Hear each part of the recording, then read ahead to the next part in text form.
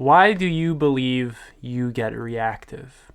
If you really reflect on it, right, and you're really being honest in this inquiry, you'll recognize that you get reactive in order to protect yourself from feeling pain that already exists inside of you.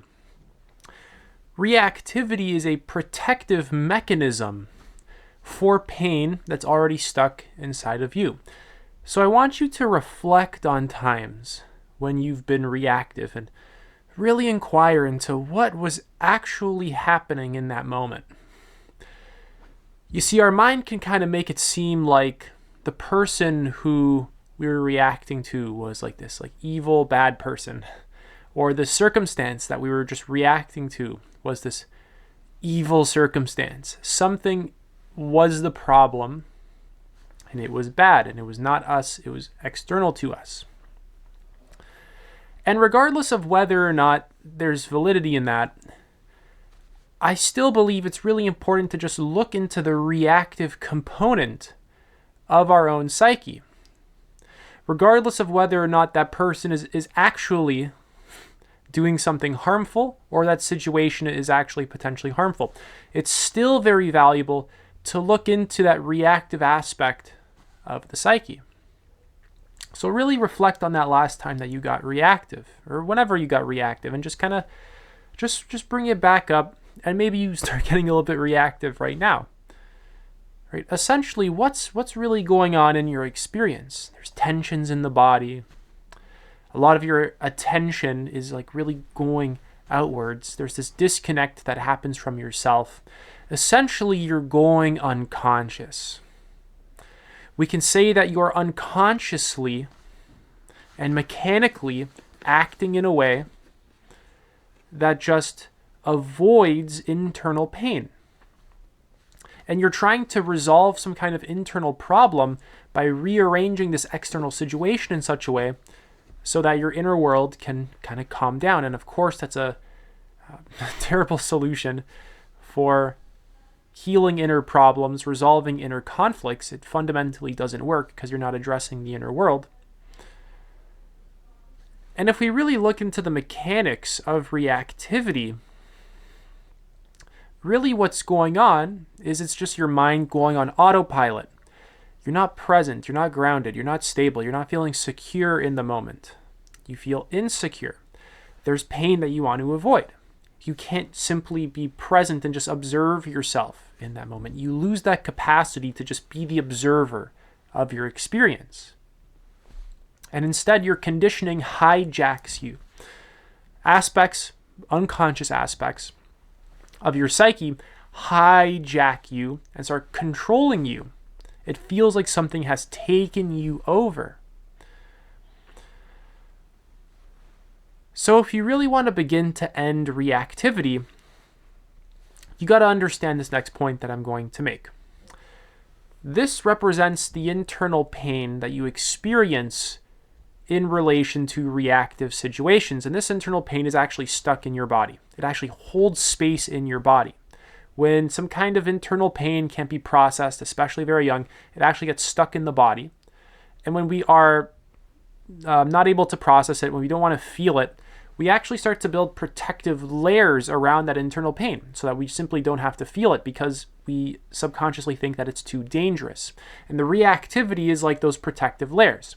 And if we want to actually heal the reactivity, we don't just act from the protective layers over and over again.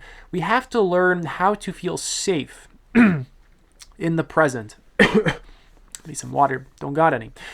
We have to learn how to feel safe just existing as we are, being in our bodies. And this will naturally start to alleviate a lot of those protective layers, and that internal pain that exists can start to just begin to surface. That trigger point in you, the pain around that sort of vulnerable spot in you, can begin to surface. You can start to feel it mindfully and really embody that area that you were disconnected from within your body. And just by doing this, responding instead of reacting becomes organic. It becomes natural. See, we've all heard that term respond instead of react, right? Responding versus reacting.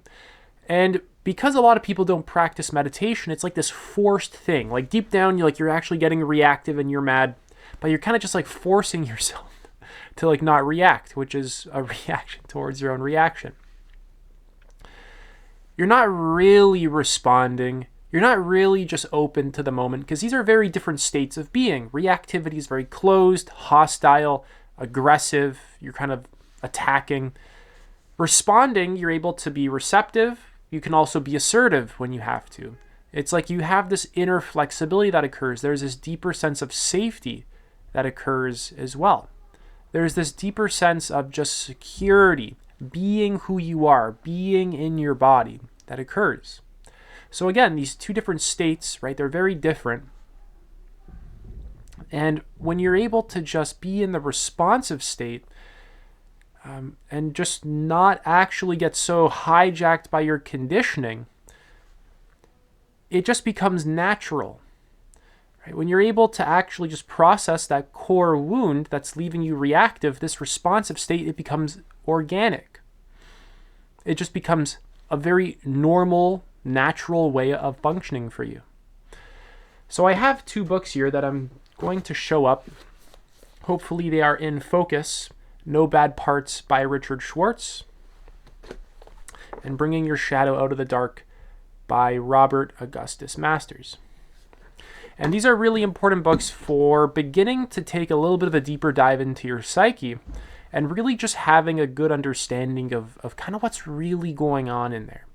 Because there's not a lot of education when it comes to our own personal psychology in our education system or society whatsoever. And everyone, it's normal for humans to have a sort of theory of how the human mind works. And a lot of people have a horrible theory of how the human mind works because they simply don't study it, they don't investigate their own mind, and I'm not going to go too much in depth about that here. But by reading these two books, you're going to begin to get a little bit of a better idea of how this sort of shadow stuff works, how all these weird kind of psychological mechanisms really work. And this is going to allow you to really just relate to your own mind and your own body and your own emotional system, your whole system, right, in a more effective way. Because a lot of the ways that people relate to their systems are highly ineffective. They have pain that they never process. They don't really understand how to just be the witness of their experience. They don't really know how to remain grounded within themselves. Right? There's a lot of kind of cluelessness around that. And I'm not saying this in a judgmental way where, like it's insulting or anything. I have a lot of empathy for the struggles of people. It's very true that we live in a very emotionally unintelligent world. It just really deeply lacks emotional intelligence. It deeply lacks spiritual intelligence. And this has a lot of consequences, right? And reactivity, right? Just a lot of reactivity is one of them. So you don't have to shame yourself for being reactive. You also don't have to be perfect as well. It's just that we're trying to notice what's going on and move towards a deeper level of consciousness, a higher level of consciousness. We're trying to move towards less reactivity. It's okay to be frustrated, and your reactivity is nothing to be ashamed of. It's a normal part of being a human. It's just we're trying to see what's going on under the surface. We're trying to be very honest about our experience. We're trying to be very open with ourselves, very transparent with ourselves, which is quite hard. I have a book behind me on one of my shelves called Radical Honesty. It's a psychotherapy book. And essentially, we lie to ourselves all the time. Right? Self-deception is really baked into human psychology. And it's easy for us to kind of just avoid a lot of this underlying psychological stuff with self-deception, denial, projection, etc. And we're trying to really just minimize all that stuff so we can have this clear image, this clear experience even of ourselves. A core way to really ground this stuff into your life is through meditation.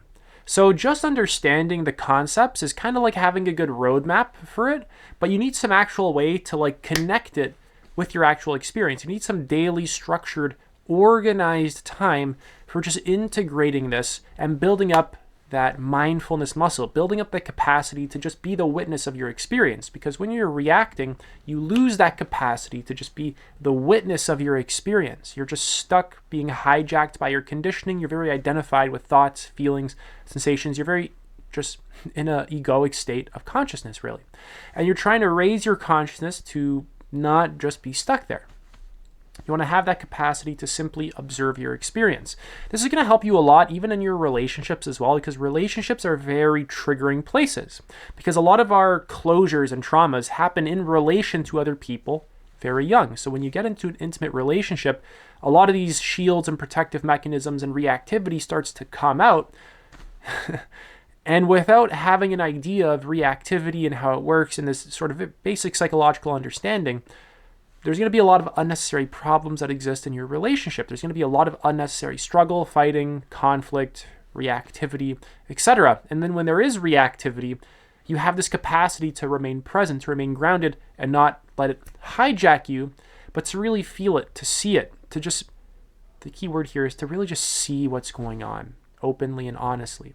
This capacity to simply witness experience.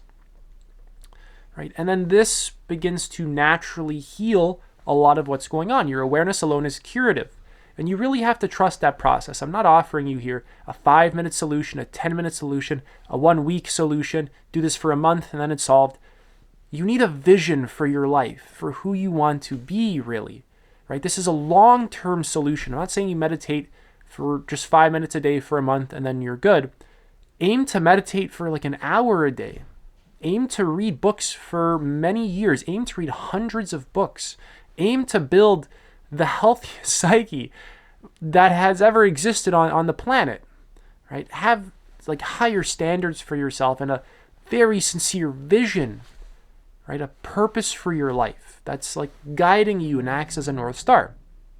This is really the solution to the problem. There's no 5-10 minute, 1 month solution. It's this long-term vision you have for yourself.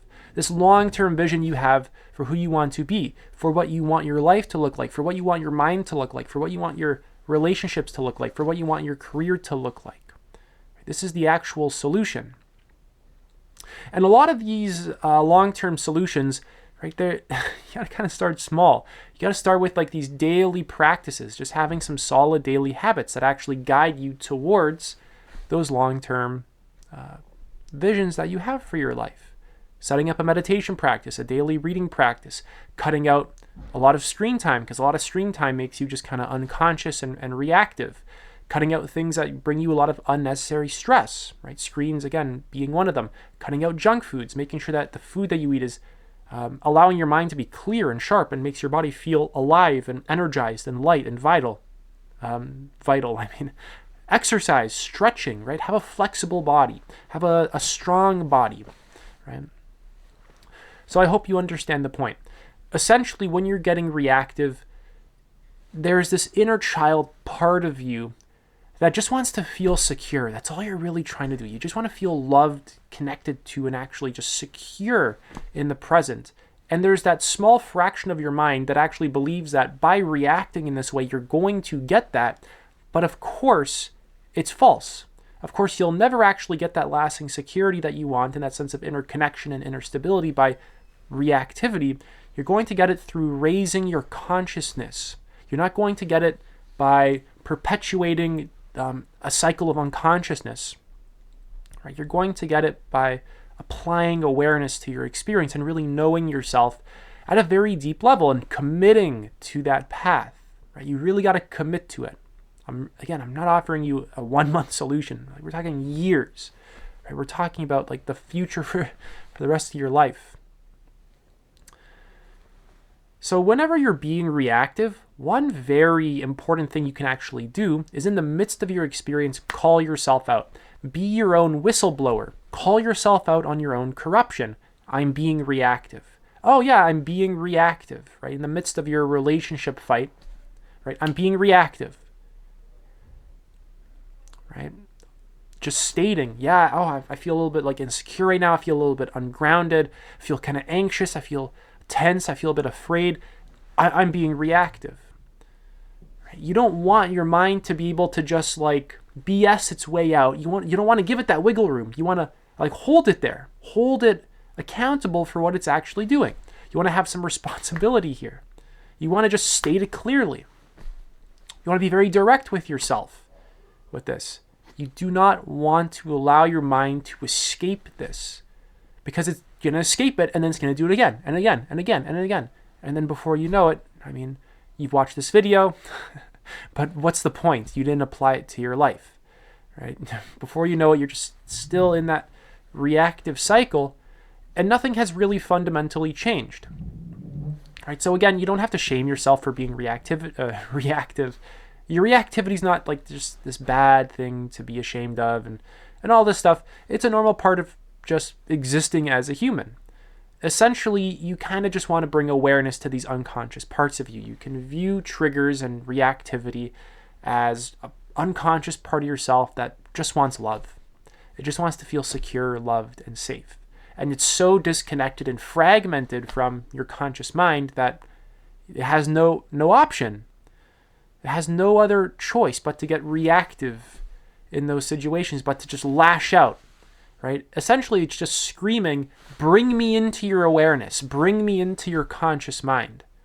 Look at me. That's really what it's saying when you're getting reactive. Look at me. Feel this.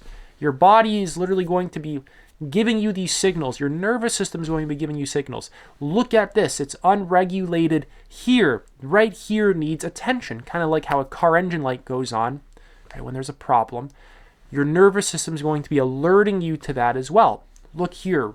Bring awareness here. You're not present in your body here. It's tense here. Your body's going to be telling you all this kind of stuff. So that's it for this video. If you're interested in working with me one-to-one, you can apply to do so. Link is in the pinned comment. Take it easy.